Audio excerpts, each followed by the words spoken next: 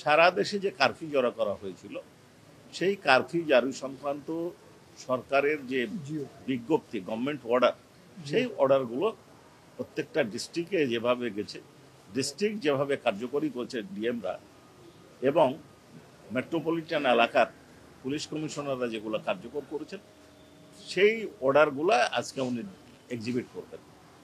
এছাড়াও সরকারের যে একটা হিসাব আছে অর্থাৎ ওই সরকার যে হিসাব করেছিলেন 3,05,000-এরও বেশি রাউন্ড গুলি ছোড়া হয়েছিল আন্দোলন দমনকারীদের জন্য দমন করার জন্য উদ্দেশ্যে, সেইটার পরিসংখ্যানটা উপস্থাপন করা হবে।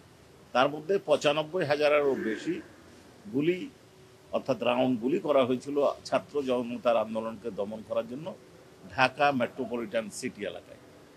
আর একটা প্রশ্ন আপনাদের বারবার মনেও আসতে পারে, কালকেও হয়তো বিভিন্ন মিডিয়াতে আপনারা দেখেছেন, বিভিন্ন জন প্রশ্ন করেছেন যে বোমা ছোড়ার নির্দেশ ছিল না সাউন্ড গ্রেনেড ছোড়ার নির্দেশ ছিল।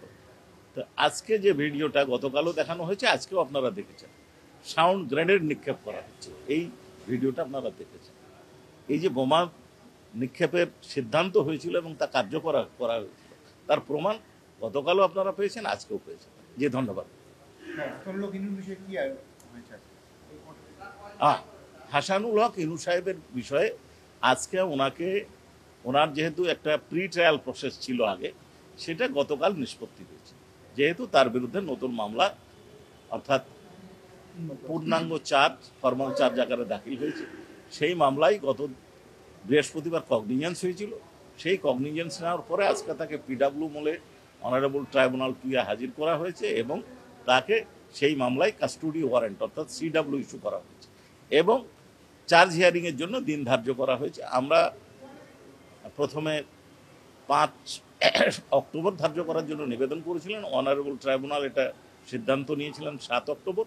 পরবর্তীকালে আসামি পক্ষের আবেদনের প্রেক্ষিতে এটা পরিবর্তন করে 14 অক্টোবর ধার্য করা হয়েছে। গ্রেনেড নিক্ষেপের ফলে কোনো মৃত্যু ঘটেনি এই কথাটা আপনি বলতে চাচ্ছেন, এইটা এই তথ্যচিত্রে আসেনি, সেটা ভিন্ন বিষয়। তথ্যচিত্রটা কোথায়?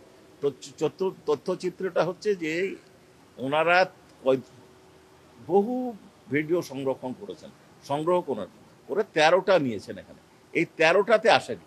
তার মানে এই নয় যে ওই গ্রেনেডের হামলায় কেউ নিহত হয়নি।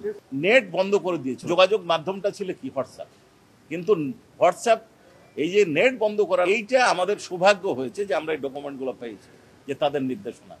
নেট বন্ধ করার কারণে মোবাইলে যখন কথোপকথন হয়েছে সেই কথোপকথনটা আমাদের হাতে আসছে।